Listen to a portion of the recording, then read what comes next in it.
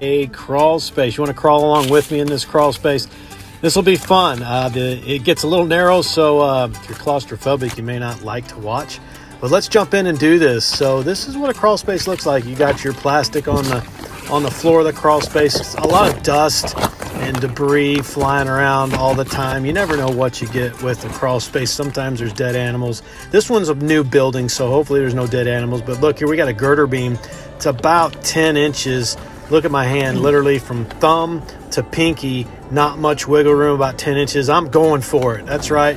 We're going to go under that girder beam. And it's weird because sometimes you realize when you're kind of stuck in the middle of the beam there that the whole weight of the house is literally right above you. If there was an earthquake, it would get really, really crazy. Thankfully, not an earthquake zone, but check it out. The girder beam, my chest is I'm barely able to squeeze under that beam. And it's a workout too. You're just pulling through, and then you can see there's PEX water lines that are kind of hanging a little bit low. Some are strapped up, some are just hanging a little low, and they can get caught on those real easy and pull those loose.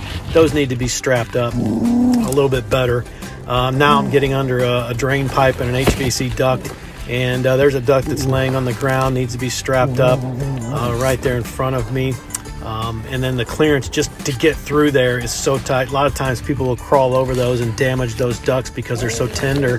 But I'm going to try my best to get around these and squeak through this opening and try to get a little bit more clearance because I'll tell you, 10-12 inches is not much fun to try to wiggle through. A lot of times you can lose tools, stuff falls out of your pocket. There's an iron gas line. I'm going to crawl under that. There's about 12 inches of clearance, and I'm going to crawl along the foundation wall here. There's a little bit of a dip where the footer is, and yeah, I'm getting tired, but you start to see stuff on the plastic, like stuff that's falling out of people's pockets, like there's a penny, there's a nickel, pennies. And sometimes you'll find tools, screwdrivers, channel locks, moisture meters, all kinds of things. There's the pillars of the home that's basically holding up the main floor. We're going to crawl along through here, and usually around the pillars and the footers you have a little bit more room because that's where they dug out. You see there's kind of a dip here. Going to go down the dip. Hopefully I'll find the light at the end of the tunnel coming up soon to get out of this thing because it has been a chore to get through, and hopefully I see some daylight, maybe hopefully on the other side of this big duct. There it is. I see the daylight. Let's head for it.